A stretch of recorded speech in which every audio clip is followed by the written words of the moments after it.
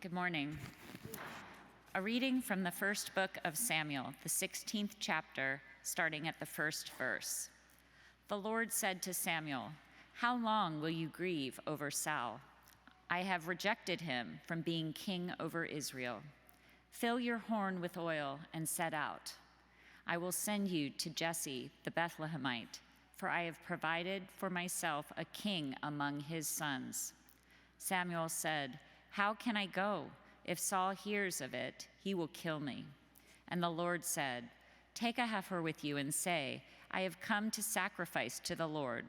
Invite Jesse to the sacrifice, and I will show you what you shall do, and you shall anoint for me the one whom I name to you." Samuel did what the Lord commanded and came to Bethlehem. The elders of the city came to him trembling and said, "Do you come peaceably?" He said, "Peaceably, I have come to sacrifice to the Lord. Sanctify yourselves and come with me to the sacrifice." He sanctified Jesse and his sons and invited them to the sacrifice. When they came, he looked on Eliab and thought, "Surely the Lord's anointed is now before the Lord." But the Lord said to Samuel, "Do not look on his appearance or on the height of his stature, because I have rejected him. For the Lord does not see as mortals see. They look on the outward appearance, but the Lord looks on the heart." Then Jesse called Abinadab and made him pass before Samuel. He said, "Neither has the Lord chosen this one." Then Jesse made Shammah pass by, and he said, "Neither has the Lord chosen this one." Jesse made 7 of his sons pass by Samuel, and Samuel said to Jesse, "The Lord has not chosen any of these." Samuel said to Jesse, "Are all of your sons here?" And he said, "There remains yet the youngest, but he is keeping the sheep." And Samuel said to Jesse, "Send and bring him, for we will not sit down until he comes here." He sent and brought him in. Now he was ruddy and had beautiful eyes and was handsome. The Lord said, "Rise and anoint him, for this is the one." Then Samuel took the horn of oil and anointed him in the presence of his brothers, and the Spirit of the Lord came mightily upon David from that day forward. Samuel then set out and went to Ramah. The word of the Lord. Thanks be to God.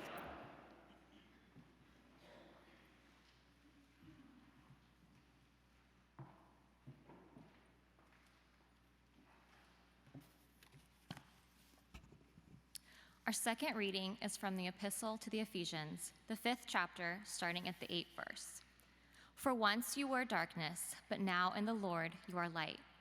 Walk as children of light, for the fruit of the light is found in all that is good and right and true. Try to find out what is pleasing to the Lord. Take no part in the unfruitful works of darkness, rather expose them. For it is shameful even to mention what such people do secretly, but everything exposed by the light becomes visible, for everything that becomes visible is light. Therefore it says, 'Sleeper, awake, rise from the dead, and Christ will shine on you.'" The word of the Lord. Thanks be to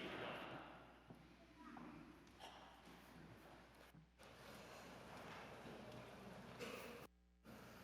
The Holy Gospel of our Lord Jesus Christ, according to John. Glory to You, Lord Christ.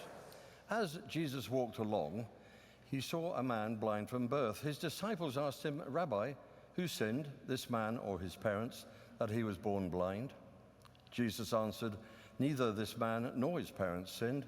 He was born blind so that God's works might be revealed in him. We must work the works of him who sent me while it is day. Night is coming when no one can work.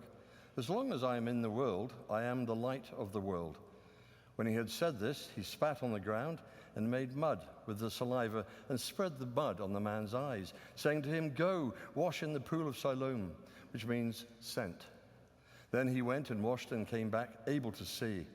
The neighbors and those who had seen him before as a beggar began to ask, "Is this not the man who used to sit and beg?" Some were saying, "It is he." Others were saying, "No, but it is someone like him." He kept saying, "I am the man." But they kept asking him, "Then how were your eyes opened?" He answered, The man called Jesus made mud, spread it on my eyes, and said to me, 'Go to Siloam to wash.' Then I went and washed and received my sight." They said to him, "Where is he?" He said, "I don't know." They brought to the Pharisees the man who had formerly been blind. Now it was a Sabbath day when Jesus made the mud and opened his eyes.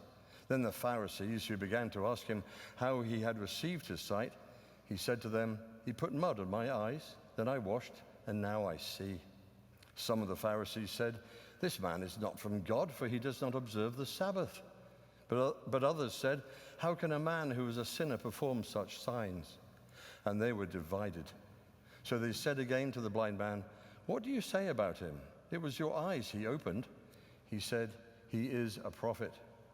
The Jews did not believe that he had been blind and had received his sight until they called the parents of the man who had received his sight and asked them, "Is this your son, who you say was born blind? How then does he now see?" His parents answered, "We know that this is our son and that he was born blind, but we do not know how it is now that he sees, nor do we know who opened his eyes. Ask him, he is of age. He will speak for himself." His parents said this because they were afraid of the Jews, for the Jews had already agreed that anyone who confessed Jesus to be the Messiah would be put out of the synagogue. Therefore, his parents said, "He is of age, ask him." So for the second time they called the man who had been blind, and they said to him, "Give glory to God. We know that this man is a sinner."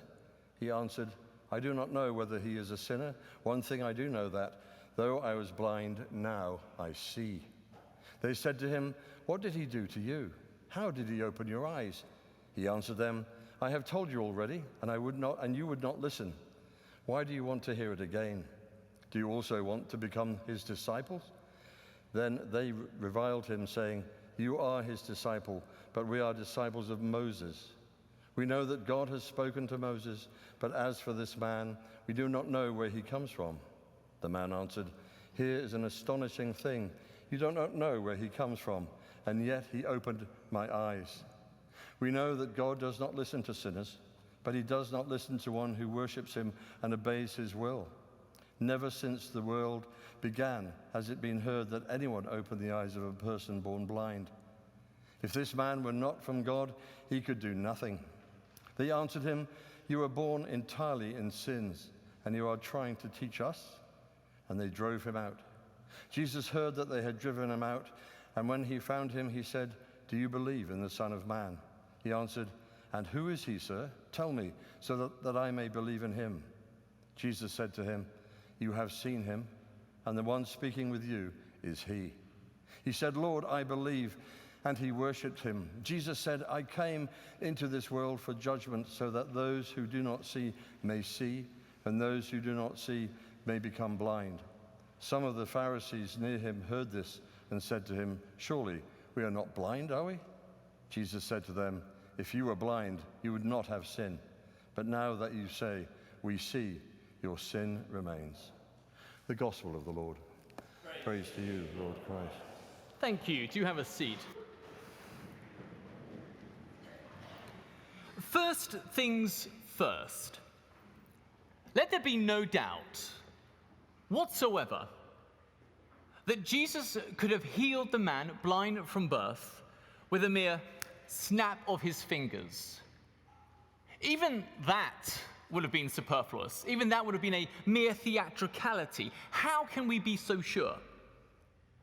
Well, even if we weren't aware of Jesus' many miraculous cures documented on almost every page in the synoptic tradition, that is, his hundreds of healings without medicine, which are ubiquitous in the Gospels of Matthew, Mark, and Luke, each of them effected with effortless ease. Only some accompanied by a gentle, sympathetic, incidental touch on a shoulder. And if all we knew of Christ was solely what his beloved friend John tells us, who was an eyewitness, then by this juncture, chapter 9, let me remind you that one, Jesus had already transformed water into wine Good wine, no less. 6 enormous stone amphorae for the Jewish rites of purification. 2, he had given health and wholeness to the sickly deaf son of an unnamed royal official, probably from the palace of the Tetrarch Antipas. 3, enabled a man to walk again who had been profoundly disabled for 38 years. 4, fed a hungry crowd of 5,000 people with food materialized from thin air. And 5, he had strolled leisurely across the waters of the Lake of Tiberias as if it was solid ground. This is why, therefore, the readers of John can be supremely confident that the convoluted and frankly unhygienic procedure that the man blind from birth is commanded to undergo to gain sight, that procedure was strictly speaking unnecessary.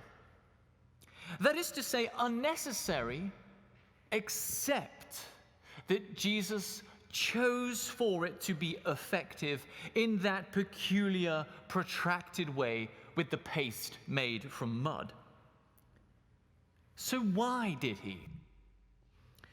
Why didn't Jesus just zap the chap and then shoo him away, lickety-split, with 2020? There is the conundrum. There is the mystery to which we must apply our minds. Because what those wonderful evidences of his limitless abilities I just listed for you reveal is that Jesus simply had to desire an outcome to achieve it. He didn't need a wizard's wand or incantations like Harry Potter. He didn't need those made-up magical midichlorians that, yes, give a Jedi the Force in Disney's Star Wars universe. And neither was there anything special about Jesus' saliva, not intrinsically. No, by his will, Jesus bent reality so that it became conformed to his vision for it. He just had to imagine a situation, and it became so. There was, in other words, nothing that Jesus couldn't do or wouldn't do for love.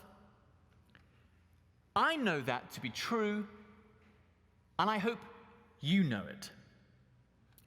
But, my friends, by what medium do we who claim to know these things? By what medium? Now, that might strike you as a weird question, but it goes to the heart of my message this morning. Let me elaborate for you what I mean. I want to articulate really clearly what I mean. By what medium do we know that Jesus was an unparalleled miracle worker of messianic magnitude? Because that's the thing that John is trying to show us by his distinctive record in his gospel. John was fully cognizant of the messaging of the other three. They are for him both a bloated smorgasbord of data pointing in the same direction, and yet also neglectful of other sources of information and other voices, including his own. And so it's with those realities in mind that what we shouldn't miss, what is most salvifically important, is that this is why his general presentation is different. This is why we must not miss the fact that John carefully preserved for us the chronology that the episode with the man blind from birth in chapter 9 of John is the sequel, it's the climax, it's part 2 of the events we see in chapter 8. When Jesus, outside the temple treasury, claimed to be older than Bronze Age Abraham. Claimed to be pre-existent. And the men that John in his passage calls the Pharisees, that's the full-time religious caste who hung round the temple, when they heard Jesus make those claims, they burst out laughing. They ridiculed him. And not just that, they picked up rocks to bludgeon him with. So Jesus fled from them. He fled from them, moving southwest toward the pool at Siloam. And this is where today's passage picks up the thread. So back to my question, refining it slightly. By what medium do we know that Jesus is then the pre-existent Messiah? Only by the Bible. That is how I know. That is how I see. But let me be more precise. I know because I have been given confidence to believe that the Bible is true, reliable, and accurate. And it is that confidence that inspires my prayers. And I want it to inspire your prayers. I want you to have the confidence to intercess with the Lord, knowing that the same Jesus who could do what he did for the man blind from birth, and for so many others, Jew and Gentile, that he is right there at the throne listening to us right now. He is as compassionate as he ever was. He is as powerful and philanthropic as he ever was. And how do I know that? Again, because I find it says so in my Bible. I find in my Bible that it tells me that God does not change. He has the same character he always had. He has the same priorities he always had. Does that mean he will do what I want? Exactly as I ask? No. My ways are not your ways. My thoughts aren't your thoughts. Isaiah 55 verse 8, right? But as I speak, I can tell you, as I speak, that Jesus is waiting and he is hoping to hear your petitions. And in light of what we find then in the Bible, we mustn't underestimate either what he might do, my friends, or what he is already doing. How much worse might this current moment be apart from God's gracious, invisible intervention? Think on that. How much worse might this current moment be apart from his gracious, invisible intervention?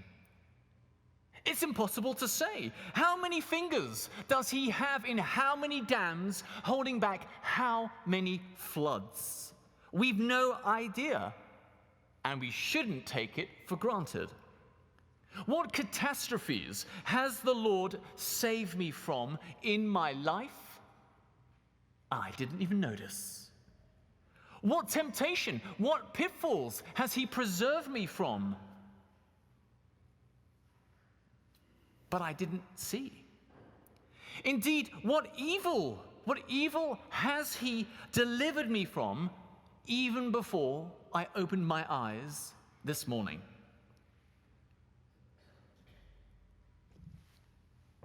But what if you haven't, and you hadn't seen the proofs arranged so neatly for us in at least John's Gospel? What if, for instance, you had been those Pharisees in that passage? We're quick, aren't we? We're quick to hate on the Pharisees, and there is no excuse for their violent unpleasantness. But put yourself in their sandals and try to imagine what they honestly could perceive and what they couldn't perceive. And to that end, let me also remind you that all but one of those stupendous signs that I've mentioned that reveal to us with such clarity who Jesus is, that all but one of those signs took place in the north, But as I've already indicated, where are we now in chapter 9? In Judah, in Jerusalem. We can't be certain how far down the pilgrim roads that those stories, those awesome stories about Jesus that were circulating in Galilee had penetrated into capital city gossip. What did these Jerusalem-based Pharisees know of Jesus? Maybe nothing. And what little that they may have known would have sounded to any sensible, rational, professional person like wild and impossible rumor. Like the exaggerated tall tales of the provincial, uneducated class. You know what those bumpkins are like, easily bamboozled by clever con men. That understandable assumption, that understandable interpretation of Jesus' miracles conditioned how the Pharisees responded to the witness of the man born blind. Their idea of what could be true, of what might be possible, circumscribed by lots of factors, prevented them from appreciating the facts that you and I take for granted as being demonstrably true. But those same facts weren't laid out for them in black and white prose. Thus, consequently, what do we hear? They were blind. They were blind. They were blind to who Jesus is. And so, hence this long, inconclusive argument that breaks out between them, which begins about verse 16. Not through their own fault. They, the Pharisees of Jerusalem, were blind, not physically, but yes, blind intellectually. They were blind to properly appreciate manifest truths. Jesus himself says this about them. And we might look around at America in 2023 and conclude that this might be a pervasive problem, a pandemic also here and now. That maybe the majority in this moment seem to also suffer from an inability to properly appreciate manifest truths. Maybe we do on some level. Maybe there are areas and topics where we properly appreciate to manifest truths. If the answer is yes, if we think that this is the case, don't be surprised.